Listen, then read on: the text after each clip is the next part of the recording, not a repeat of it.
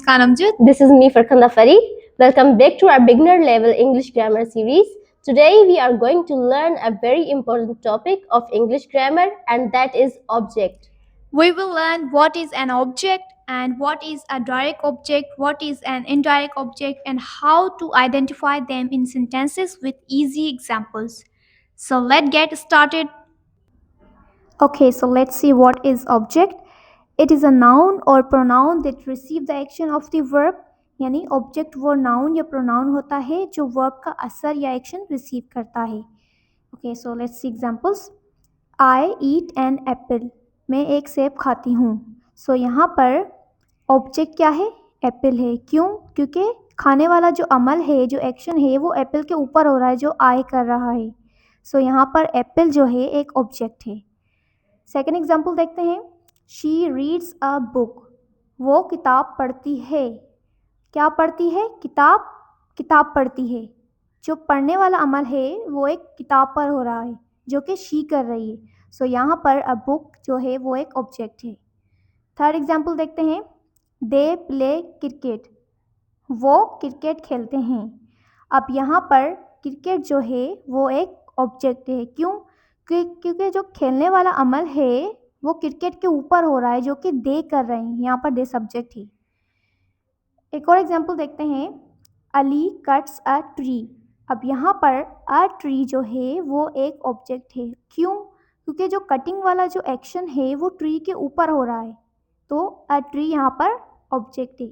जो अमल ऑब्जेक्ट के ऊपर हो सो वो ऑब्जेक्ट है. जैसे अली जो है वो कट कर रहा है ट्री, तो अ ट्री यहाँ पर ऑब्जेक्ट है क्योंकि कटिंग वाला जो अमल है वो ट्री के ऊपर हो रहा है. अब हम देखते हैं ऑब्जेक्ट के टाइप. उसमें पहले नंबर पे आ जाता है डायरेक्ट ऑब्जेक्ट, सेकंड पे आ जाता है इनडायरेक्ट ऑब्जेक्ट. सो देखते हैं डायरेक्ट ऑब्जेक्ट क्या है. It is noun or pronoun that directly receives the action of verb. यानी कि ये नाउन या प्रोनाउन होते हैं जो डायरेक्टली एक्शन रिसीव करते हैं वर्ब्स का. सही है. एग्जाम्पल्स की मदद से देखते हैं. She reads a book. वो पढ़ती है क्या? A book. So direct object को आइडेंटिफाई करने के लिए हम वर्ब से व्हाट का क्वेश्चन पूछेंगे, तो आइडेंटिफाई खुद ब खुद हो जाएगा कि ऑब्जेक्ट कौन सा है उसमें. For example, she reads a book. वो पढ़ती है क्या? क्वेश्चन अराइज हो रहा है ना व्हाट का. क्या पढ़ती है? A book. So a book जो है वो डायरेक्ट ऑब्जेक्ट है. He eats an apple. He eats वो खाता है क्या? An apple. So an apple जो है वो डायरेक्ट ऑब्जेक्ट है. She likes mangoes. What does she like? Mangoes. So mangoes यहाँ पे डायरेक्ट ऑब्जेक्ट है. मीन्स डायरेक्ट ऑब्जेक्ट को आइडेंटिफाई करने के लिए हम वर्ब के बाद व्हाट का या whom का क्वेश्चन पूछेंगे.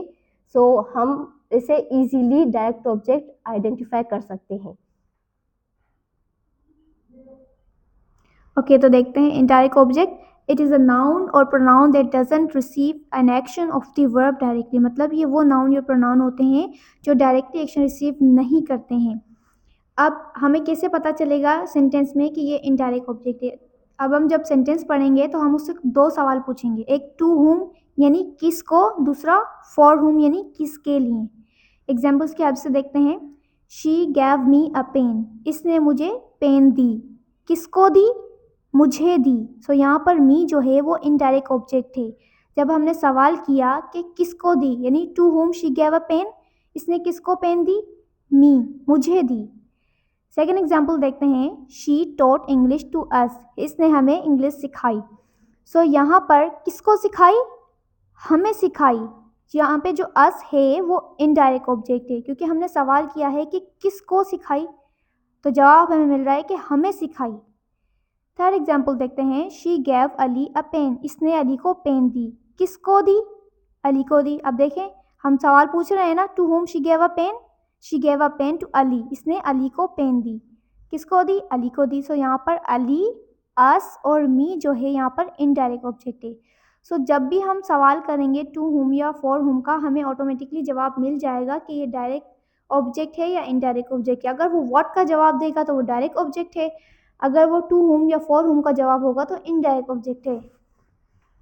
सिंपली हम कैसे आइडेंटिफाई करते हैं? डायरेक्ट ऑब्जेक्ट में हम सेंटेंस से एक क्वेश्चन पूछते हैं व्हाट का, और इनडायरेक्ट में हम सेंटेंस से क्वेश्चन पूछते हैं टू whom और फॉर whom का, तो हमें आंसर पता चल जाता है कि ये डायरेक्ट ऑब्जेक्ट है कि इनडायरेक्ट ऑब्जेक्ट है। ओके, सो हम आपसे कुछ पैटर्न्स शो करते हैं जिससे आपको समझने में आसानी होगी। Okay, so let's see pattern number 1। हम यूज़ करेंगे इसमें subject plus verb plus indirect object plus direct object. Examples देखते हैं। She gave me a book.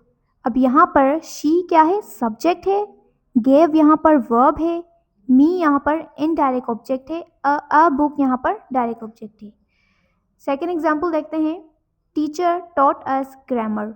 अब यहाँ पर टीचर एक सब्जेक्ट है, टॉट एक वर्ब है, अस यहाँ पर इनडायरेक्ट ऑब्जेक्ट है और ग्रामर यहाँ पर डायरेक्ट ऑब्जेक्ट है।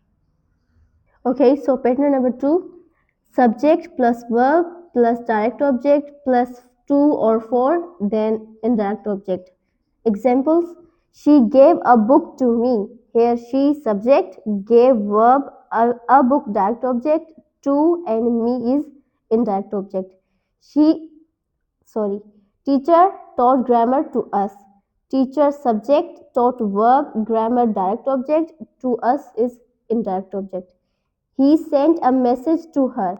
He subject, sent verb, a message direct object, and to her is an indirect object. अब देखते हैं 2 के साथ हम कैसे बनाएंगे और 4 के साथ कैसे बनाएंगे ये पैटर्न। सो 2 के साथ हम ऐसे बनाएंगे, ही टोल्ड अ स्टोरी, ये भी सही है। अब 2 के साथ बना के देखते हैं। He told a story to me, उसने स्टोरी सुनाई मुझे, टू मी। अब 4 के साथ बना के देखते हैं। She bought me a pen, इस सेंटेंस का मतलब ये होगा she bought a pen for me, इसका मतलब ये होगा, सही है, कि उसने पेन खरीदी, किसके लिए, मेरे लिए। सो ये दोनों पैटर्न थे। आई होप सो कि आपको आसानी होगी आइडेंटिफाई करने में डायरेक्ट ऑब्जेक्ट और इनडायरेक्ट ऑब्जेक्ट में। So this was all about object, direct object and indirect object. I hope this lesson helped you understand the topic clearly. In the next video, we will learn more about sentence structure. Don't forget to like, share and subscribe. Thank you for watching. Allah Hafiz.